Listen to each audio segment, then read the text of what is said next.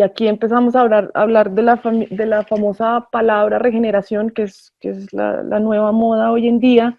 Ya pasamos de permacultura, sostenibilidad, agroecología y ahora regeneración, pero, pero pues es algo muy, muy real, es como social, encontrarnos espiritualmente con lo que, con lo que nos hace vibrar para generar estos ecos de bienestar, eh, y cómo podemos entender los oficios para saber qué árboles nativos sembrar para que hayan más tintes, para que el ecosistema se recupere, cómo culturalmente podemos recuperar la oralidad para que ese patrimonio cultural intangible siga vivo en la oralidad de nosotros.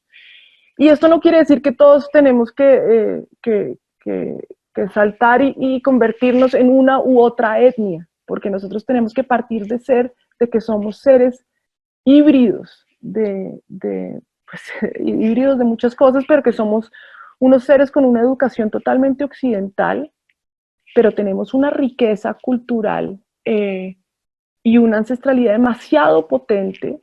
Y si tenemos esta conexión y si estamos vibrando con estos temas en este momento, tenemos que encontrar la forma de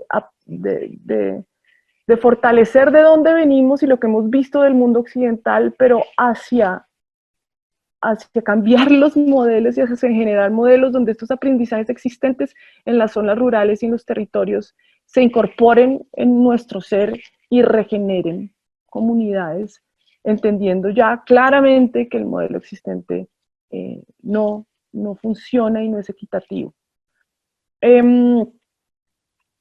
en el tema, todo esto ha sido sumamente empírico, como cada vez hemos aprendido más de las técnicas y cada vez digamos que tenemos mucho más fortalezas en cómo abordar los acabados naturales, en los tintes naturales, cada técnica, cómo trabajar mejor las estructuras, cómo tenerle menos miedo y menos miedo cada vez a abordar las técnicas naturales. El mismo proceso ha sido con las experiencias de construcción comunitaria.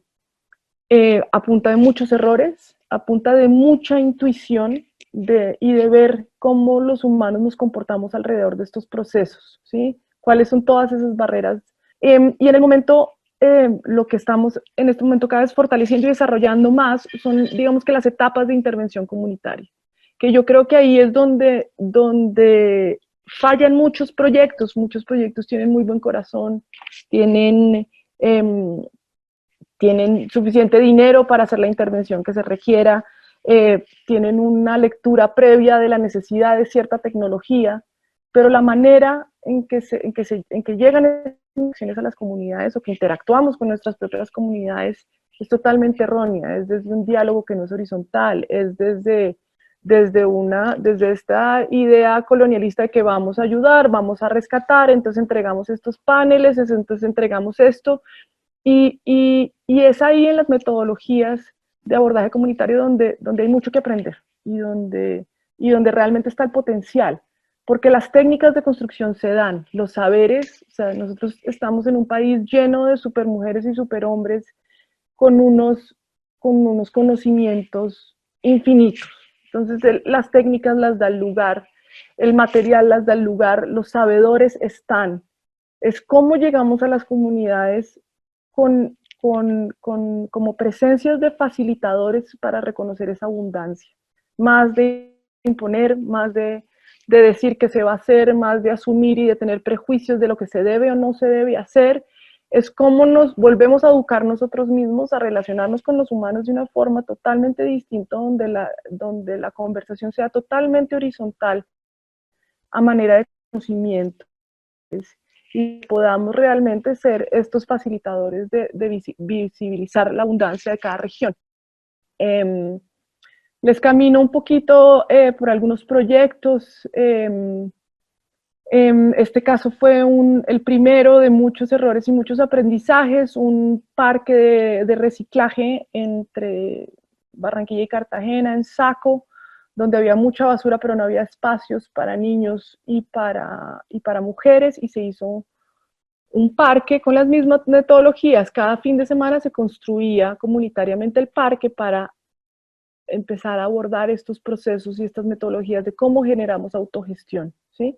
Cómo hacemos que las personas se levanten debajo del papayo, construyan un parque y lo cuiden por iniciativa propia. Esto es un proceso que yo creo que es un aprendizaje infinito. Nosotros no tenemos la respuesta de cómo se hacen los procesos comunitarios de principio a fin sin errores, porque seguimos aprendiendo muchísimo. Lo que sí sabemos es que generar autogestión es lo más importante, si no nada va a funcionar. O sea, no, si nosotros no motivamos, mostramos esta abundancia y generamos procesos para soltar la intervención lo antes posible, las intervenciones van a generar unos temas de dependencia y por ende asistencialismo, y seguimos en la misma cadena. Esto es un escenario en La Guajira donde se ven estas casas como si el bareque fuera una técnica no apta, cuando el bareque es la mejor técnica posible en estos climas, no solo porque tiene la mejor tierra para el bareque, sino porque por el calor y porque dan espacios sumamente climáticamente, es la única técnica en la que tú puedes vivir en La Guajira, a diferencia de las casas que el gobierno da. Entonces a veces llegamos a comunidades que han sido pues muy abusadas, que ya no confían, ¿no? Y generar confianza es algo sumamente importante.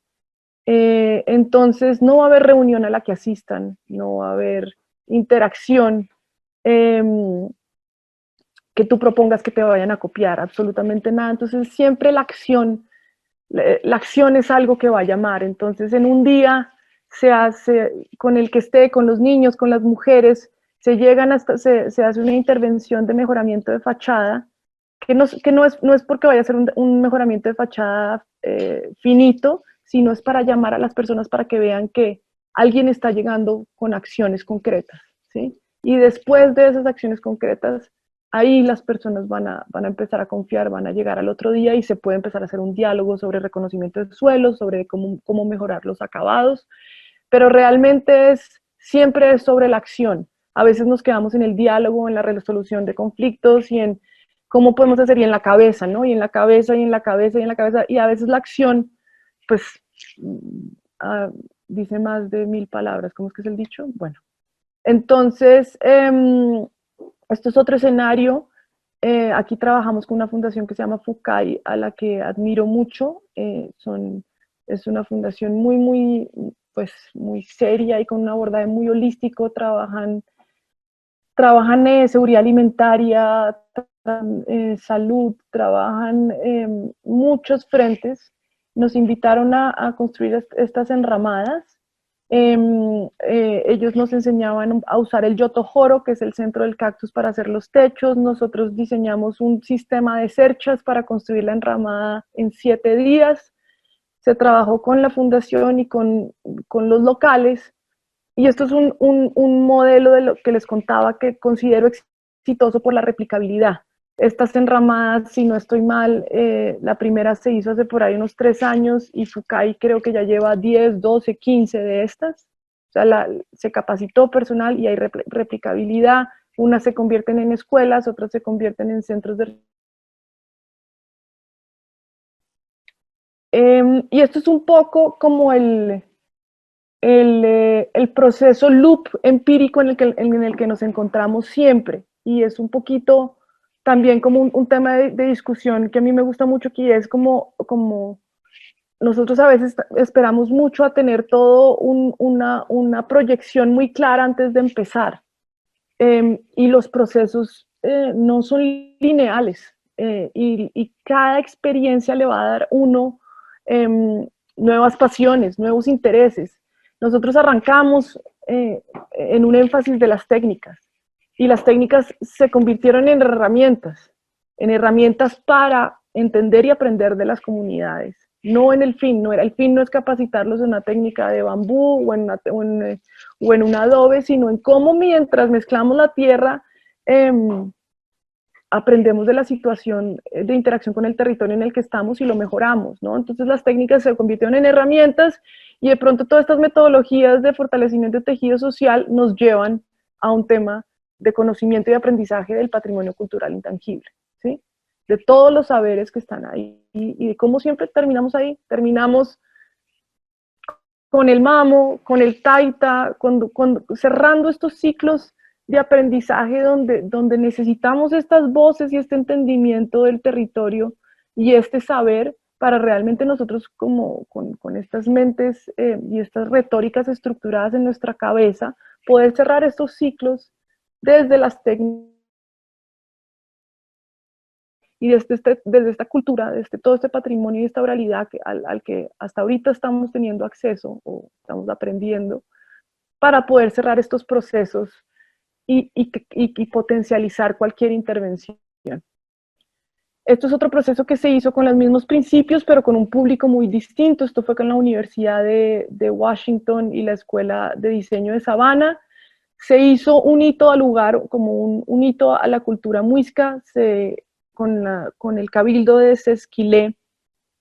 Hicimos una inmersión en el reconocimiento de la cultura muisca, de los hijos del maíz, de los agricultores, del calendario, de todas las historias del Valle Sagrado en el que estamos, de las montañas y de la mitología que hay alrededor de estas ofrendas a las lagunas y a las montañas, y construimos este espacio que hoy en día es el Centro de Agroecología. No sabíamos nada de plantas medicinales en ese entonces y ahí decidimos que debíamos aprender de plantas medicinales y se diseñó el diplomado de plantas medicinales en alianza con el taller del té, que son otros amigos y aliados, y empezamos a aprender a hacer aceites, a hacer cremas, a hacer jabones.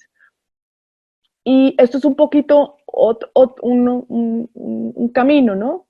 Se hacen cosas, florecen otras, hay que aprender más y hay que aprender más y hay que aprender más. Y eso es digamos, un poquito lo bonito de lo que yo siento que tenemos nosotros en estos caminos, que es infinito el aprendizaje. Y ahora nos está tocando sentarnos a meditar, pero eso es parte de, y estamos meditando en estos espacios rodeados de las plantas, pero nadie nunca pensó y nadie nunca se hubiera metido en un proyecto así si hubiera tenido como este lineaje desde el principio, porque el entendimiento va pasando por medio de la acción y los espacios se van activando por medio de estas metodologías de cómo los abordamos. Otra experiencia muy linda con el Mamos en China, Kogi, sobre arquitectura de amarras. Una vez más, ¿cómo podemos no perder estos saberes? Porque es de ahí que está la independencia de estas culturas, es de ahí que está esta fuerza donde absolutamente nada es aleatorio. Entonces, aquí empezando a abordar proyectos desde el origen, ¿no? Desde las culturas que existían antes, desde el alineamiento al amanecer, al atardecer en esta maloca, por ejemplo, que siempre las puertas están al amanecer, que hay que recorrerla en cierta dirección, que absolutamente nada es aleatorio. Eso nos ha reestructurado mucho los programas pedagógicos y el porqué del último diplomado, por ejemplo, que estamos haciendo. Y es empezar a entender nuevas formas de pensar, pero nuevas formas de pensar que involucran al territorio desde la primera ofrenda que le ponemos, ¿no? Nosotros en la academia aprendemos a hacer y hacer y hacer sin saber para dónde va a estar el sol o dónde está la luna o en qué temporada del año estamos. Y solo observando y viendo a estas culturas construir. Cuando se inauguró esta maloca, el mamo pidió un frailejón y la esposa cantó toda la noche y se alimentó la maloca, y hemos tenido con ellos y con muchas otras personas de una u otra etnia o de uno u otro conocimiento, que nos han hecho cada vez más entender que tenemos que ser sumamente más rigurosos en cómo abordamos ese entendimiento del entorno, ¿sí? Y que el primer territorio somos nosotros, que el primer territorio es nuestro cuerpo, que en el momento en el que nosotros podamos entendernos como un primer territorio y podemos saber que esa interacción con ese gran entorno que nos rodea tiene unas líneas muy, muy poderosas energéticamente, y tiene unas plantas y unos elementos de protección en cada dirección, y que debemos empezar aprender de ellos y a sentir cómo vibramos con ellos y convertirlos en parte de nuestra pedagogía, porque pues no está en nuestro entendimiento hasta el momento. Esto fue otro proyecto muy lindo con la agencia presidencial, la APC de Colombia, y esto es una intervención muy pequeña, eran 3 baños, y estos 3 baños, en cada baño se trató de capacitar a 20 personas, en Ghana, esto es en 2 pueblos, Niapeña y no recuerdo el otro nombre, y en esta pequeña intervención se trabajó no solo la técnica y todo el tema que requería, pues que se vio la necesidad de hacer, porque eran unas letrinas que estaban generando unos procesos de infección en la comunidad, y del cambio de dinámica, sino también se trabajaron las técnicas de tierra, los acabados, los techos naturales. Entonces, esto es un ejemplo de que cualquier intervención, por pequeña que sea, tiene el potencial, si lo abordamos holísticamente, si lo abordamos desde un entendimiento por el respeto al territorio y a la cultura, tiene un potencial infinito, así sea un cuadrado de 2x2.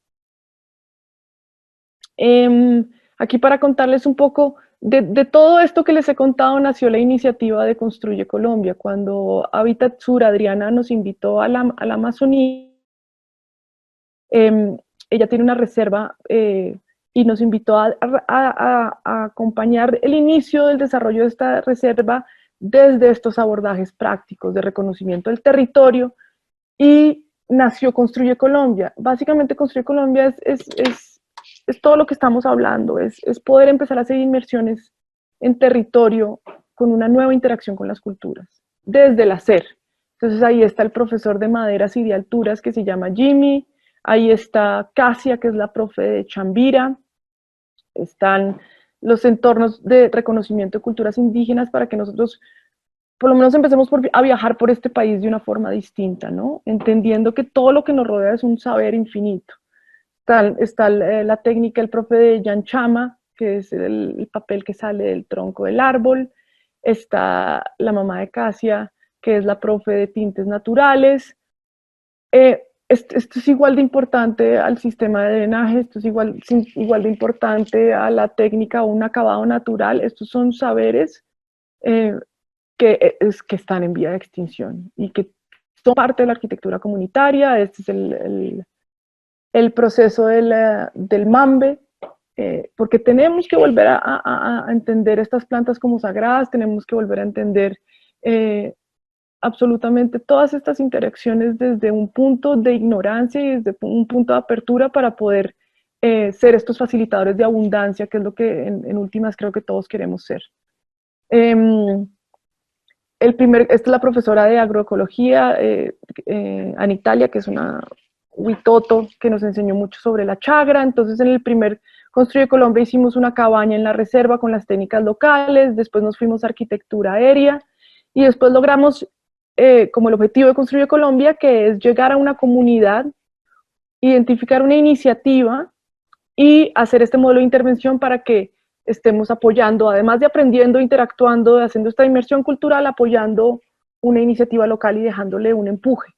En este caso fue una escuela de recuperación de lengua, entonces se hizo también un teatrino para que los niños y los abuelos estuvieran juntos alrededor de los mitos y se recordara una vez más. Todo esto son plataformas de intercambio de saberes, todo esto es buscar cómo la oralidad se mantiene.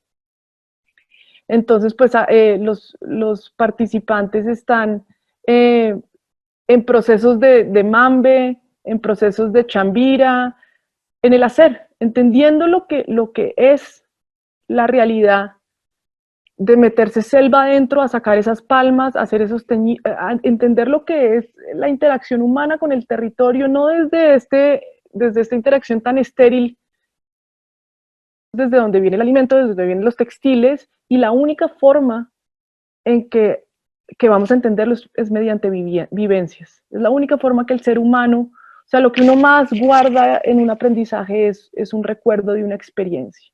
Y eso es un poco lo que creemos que es importantísimo mantener en todos los sistemas de docencia, tanto en el centro como en las comunidades.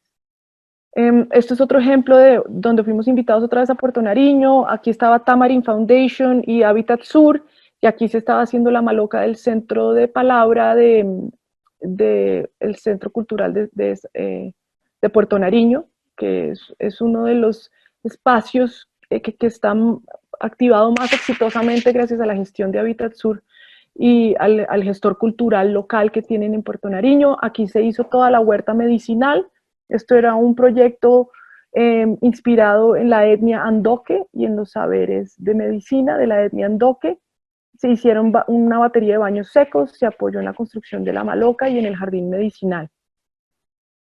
Colombia es este esquema de modelo replicable que está buscando hacer estas inversiones culturales, empujando iniciativas locales, dejando un apoyo de infraestructura construido mientras las personas se capacitan en estas técnicas, y las personas, los sabedores locales, también tienen la oportunidad de enseñar lo que saben, y nosotros también podemos aprender mucho de estos procesos de formación de formadores, de cómo les mostramos que ese saber vale, de cómo apoyamos esa elocuencia para que este saber se pase a nuestro lado de manera vivencial, y que empecemos a entender la importancia y empezar a interactuar con más respeto con ellos. Bueno, este otro último escenario es otro de los territorios, a todos los territorios donde llegamos son territorios de los que simplemente nos hemos enamorado infinitamente. Y es ese primer amor que nos hace inventarnos cualquier cosa para volver. Y realmente como que a veces Organismo y Construir Colombia son excusas para poder aprender y aprender y aprender más. Esto es en Coquí. Casamúcura, una ONG de una amiga local, nos invitó porque para conocer todo el saber local y toda la abundancia que hay en este territorio. Y a veces no hay que construir nada, ¿no? Muchas veces todo el mundo dice, no, es que como hay que construir, entonces no hay plata, entonces no podemos hacer nada. En esta casa, en este no hay financiación, no ha habido, simplemente había la intención de la comunidad de reunirse alrededor de 5 oficios: plantas medicinales, cocina, eh, eh, plantas medicinales, cocina, expresión musical, tejido, y pesca. Son los 5 oficios que se mapearon en la comunidad. Había una casa que se podía intervenir, cada oficio cogió un salón, cada oficio tendrá 3, 4 sabedores, los 3, 4 pescadores que se motivaron, y cada oficio escogió diseñar su exposición. Y hoy en día estamos buscando cómo este museo se va convirtiendo en escuela, y cómo esta escuela es, digamos, la puerta a los oficios de esta área del Golfo de Tribugá. Ha sido un proceso bellísimo, y una vez más es un ejemplo donde lo más importante, más allá de la financiación, es la autogestión, ¿sí? Es realmente buscar cómo podemos fortalecer la autogestión en las comunidades para que ellos solos crean en lo que saben, lo puedan exponer, seguirlo transfiriendo, ¿no? Porque es lo que les va a garantizar la sostenibilidad en estas zonas tan aisladas. Esta que estamos oyendo en el video es el Salón de las Plantas Medicinales. En Coquí tienen baños, tienen emplastes, tienen curados con biche, y es realmente, estos escenarios es una muestra que apenas uno ponga esta posibilidad, todo el mundo quiere contar lo que sabe. Es un diálogo infinito. Eh, y la elocuencia es impresionante, y el saber es de generaciones en generaciones. Entonces no hay sino que promover estos entornos para compartir los saberes, y eso solito va saliendo. Eso es otro escenario que hicimos en el Chocó, donde generamos un programa de inmersión cultural alrededor de los oficios que habíamos mapeados en años pasados en el museo. La iniciativa era construir un centro cultural. El centro cultural no terminó siendo centro cultural, pero la experiencia de los saberes locales fue infinita, y realmente, como todas las regiones de Colombia, es una región sumamente rica y sumamente abundante. y un poco eso es lo que nos motiva a seguir andando y a seguir aprendiendo, porque esto es lo que encontramos en cualquier lado en Colombia y lo que nos ha motivado para seguir. Bueno, les cuento un poquito en la última experiencia en la que estamos, también aliados con Carlos, como siempre, acompañándonos a fortalecer estas pedagogías. Y por todo lo que les he contado, sin tenerlo tampoco en el cronograma, pero ya teniendo estas estructuras de diplomados y de capacitaciones en técnicas muy digeridas, nos empezamos a cuestionar cómo hacer un escenario donde nosotros en esta situación podemos empezar a construir nuestras propias casas de pensamiento, sin ser Kogi, sin ser Muisca, sin ser simplemente cómo podemos, los que creemos en esta conexión y en este entendimiento del territorio, los que sabemos que tenemos mucho que compartir, los que nos vibramos con unas nuevas interacciones como comunidad y como seres, cómo podemos empezar a diseñar nuestras casas de pensamiento, ¿sí? Y cómo podemos crear esta nueva oralidad en nuestra realidad, con la asesoría y la ayuda y la guianza de arquitectura mixta. Empezamos a diseñar este toroide. El toroide básicamente lo que expresa es el campo energético que rodea a cualquier ser vivo. El toroide está presente en el cosmos en muchas formas y básicamente nos recuerda cómo lo que damos retorna, ¿no? Toda la energía que estamos compartiendo va a volver a nosotros. Y eso es una ley de principio de comportamiento infinita, que si la seguimos y la tenemos presente, pues alinear mucho el caminado y nos va a estar muy conscientes, nos va a hacer muy conscientes de cómo podemos seguir actuando y potenciando cada interacción. Entonces, con apoyo de Jaime y de Arley de Arquitectura Mixta, diseñamos este toroide y diseñamos el diplomado de bioconstrucción de este año, que está en pausa, alrededor de esta estructura. Entonces, el diplomado cambió un poco, porque ya no era, el énfasis no era cimentaciones, estructura en madera, no era un programa tan enfocado en las técnicas para una unidad habitacional autosostenible, sino es un diplomado que nos replantea los principios de construcción como ser humanos, los espacios de interacción como ser humanos, las herramientas que tenemos de construcción de comunidad alrededor de esta técnica que es la técnica de vigas laminadas no encoladas en guadua. Aquí tengo un videito.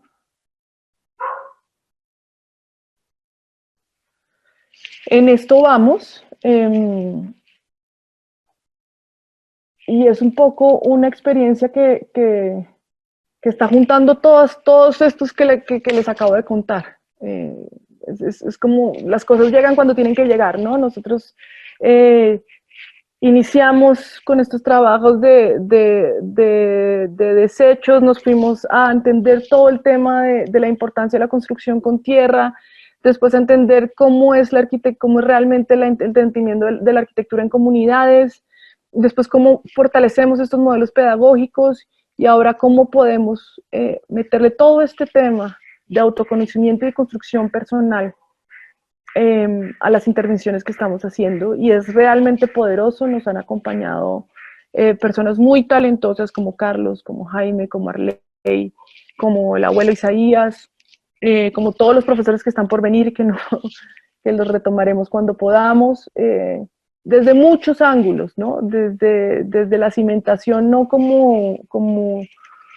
la estructura en cemento que vamos a fundir, sino como cómo nos estamos cimentando nosotros mismos hoy en día como seres humanos, cómo podemos generar impacto en cada idea que tengamos, ¿sí?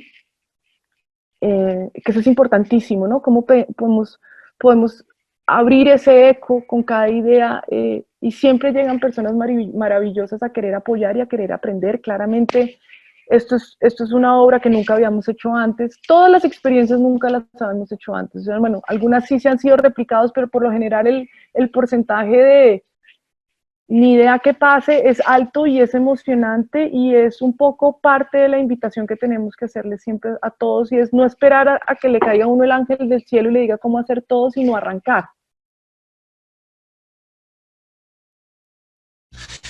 Hay muchas preguntas referentes a los costos. Entonces, comparado con una construcción convencional, estas técnicas que tú nos has mostrado, ¿qué nos puedes hablar de los costos?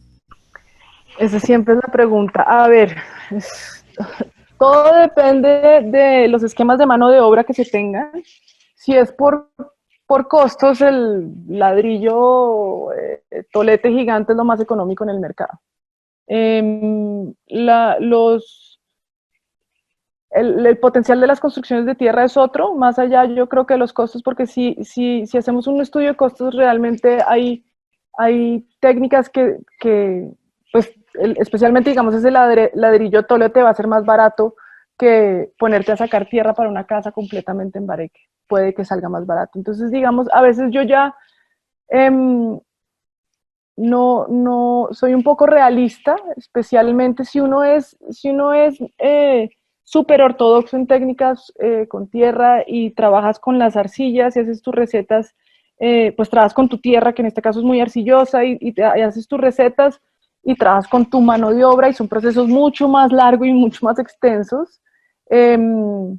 Sí puedes hacer una construcción económica, pero la realidad de las cosas es que te va a salir más barato y más rápido comprarte el ladrillo tolete. Si ese es como tu importancia, pues mover tierra toma tiempo, mover tierra requiere de una capacidad humana y son procesos mucho más lentos. Eh, la tierra se cuartea, se tiene que cuartear para que pase el siguiente pañete, y el tiempo es plata, ¿no? Entonces, son procesos más lentos y eso es lo que nos ha sacado del mercado, realmente. De acuerdo, de acuerdo. Yo también cuando explico este tema y más en esta pregunta, lo que cuento es que estamos cambiando la dirección de dónde va el dinero. En una construcción, en una bioconstrucción va a ir más dinero hacia la mano de obra, entonces vas a generar más trabajo local y en una construcción tradicional probablemente vaya más dinero hacia fábricas de materiales industrializados. Uh -huh. Entonces también es una decisión ética. Tú tienes una cantidad de dinero, ¿a quién se lo quieres dar? ¿Se lo quieres dar al dueño de todas las cementeras de Latinoamérica? ¿O se lo quieres dar a tus campesinos, vecinos de tu vereda que pueden aprender una técnica nueva y que se van a beneficiar de esa disponibilidad de efectivo que tienes tú ahí en tu casa? Entonces, a la larga a veces no es tanto si sale más barato o más caro, sino a No. dónde va el dinero. Sí, y es una vez más, ¿cómo quieres potenciar tu intervención? O sea, cómo es tu manifiesto para esta intervención? Como tú dices, voy a apoyar la mano local y a la vez voy a fortalecer este saber local de esta región para que ellos sigan construyendo en su técnica y a la vez me construyan mi proyecto, me apoyen en mi construcción y genero un impacto alrededor que beneficie esta relación con el entorno positiva. Entro en una dinámica donde voy a aprender, donde no es una cosa porque es que te va a enseñar mucho trabajar con material local. Es eso, es más como cuál es el objetivo y a qué nos vamos a arriesgar. La tierra tiene un proceso muy hermoso y esa lentitud de la tierra te va a hacer entender los cuarteamientos, las granulometrías, la paciencia, los procesos. Y yo creo que es muy importante estas preguntas porque es que es desde ahí de donde tenemos que empezar a replantearnos todo, especialmente en este momento. Si seguimos con esa necesidad de la accesibilidad a todo y de la rapidez de todo, estamos haciendo caso omiso, como oídos sordos a unos potenciales de aprendizaje infinitos. Entonces, que es un escenario desconocido, entonces es muy difícil, pero sí, es un valor distinto al monetario, ¿sí? Y es una experiencia de interacción con un material vivo que tiene un costo que nunca va a tener el costo que se merece tener, mejor dicho, de experiencia y de resultado. Genial, sí, creo que lo expresas muy bien. Es otra riqueza, es otra visión de la riqueza, es la riqueza cultural, es la riqueza de la experiencia, la riqueza de nuestra posibilidad de enamorarnos también del proceso de nuestra propia casa. Alguien en el chat habla sobre la autoconstrucción y nos dice que la autoconstrucción reduce costos, pero que son otros tiempos. Y esto también es bonito como hablar sobre este mito, porque algunas personas creen que construir su propia casa les va a salir muchísimo más barata y no es necesariamente así. Es decir, sobre todo si no somos maestros de obra, porque si eres maestro de obra, de pronto sí te creo, pero si incluso siendo arquitectos no necesariamente nos sale más barato porque es una habilidad que toma tiempo aprender. Lo que sí vamos a ganar en el proceso de hacer nuestra casa es todo un enriquecimiento cultural, todo un enriquecimiento del sentido, del propósito, del detalle y del gusto, ¿no? Veíamos que autoconstruir satisface muchísimas necesidades humanas como la libertad, la creación, la autonomía, la identidad, que no son cosas que no te va a dar una casa construida industrialmente. Bueno, vamos con otras preguntas. Hay unas preguntas sobre cómo logras financiar estas intervenciones con las comunidades. Cada proyecto tiene como un muñeco distinto, es decir, hay proyectos donde estamos invitados por las alcaldías, hay proyectos donde estamos invitados por otras ONGs, y hay proyectos que se tratan de cubrir por estos modelos como Construye Colombia, ¿sí? Estas intervenciones puntuales de Construye Colombia, el hecho de que sean inmersiones culturales abiertas al público con un costo, la razón es para poder cubrir la intervención que se plantea hacer para apoyar a la iniciativa social.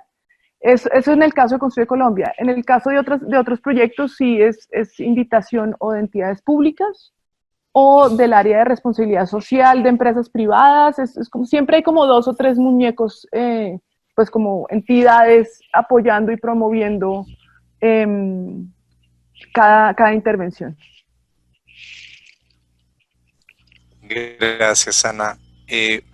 Hay un par de preguntas orientadas hacia la norma. ¿Cómo ha sido, en tu experiencia, el lidiar con los permisos de construcción cuando vas a hacer bioconstrucciones? Eh, en muchos casos es buscarle la comba al palo. Cuando el objetivo es recuperar las técnicas locales y sensibilizar a las personas por estas técnicas y hay que cumplir cierta normativa, se diseña la estructura en la técnica. Ya no importa si toca, no importa si toca diseñar una estructura en cemento o en una madera traída de algún sitio más lejos, si lo que importa es el programa, digamos, de cerramiento de la estructura alrededor de un rescate de técnicas locales, de un fortalecimiento de las técnicas locales. Entonces, hay negociaciones que uno hace siempre y cuando si digamos el manifiesto es trabajar con la comunidad y es que las personas se embarran y aprendan, entonces pues tenemos que negociar y si el permiso nos exige la estructura en esto, pues hacemos esto y trabajamos las técnicas en forma de cerramiento. Es buscarle la comba al palo en cada situación. ¿Cómo enamoramos a las personas sobre la bioconstrucción y en especial a las comunidades, a los pueblos, a la gente común y corriente? Por medio del diseño de estas vivencias, es lo que yo he visto que es clarísimo. O sea, una técnica o un oficio no se va a fortalecer a punta de piropos, de uy, qué lindo esa mochila, uy, qué lindo como usted construye, sino es trayendo a personas y decirles, ellos quieren aprender de usted. Enséñele cómo teje, enséñele cómo saca la fibra, enséñele cómo construye este techo. Y es esa vivencia la que deja, y eso es clarísimo, y eso es como un no negociable, y eso eventualmente habrá que hacerle medición de impacto y probarlo en números, pero eso está comprobadísimo.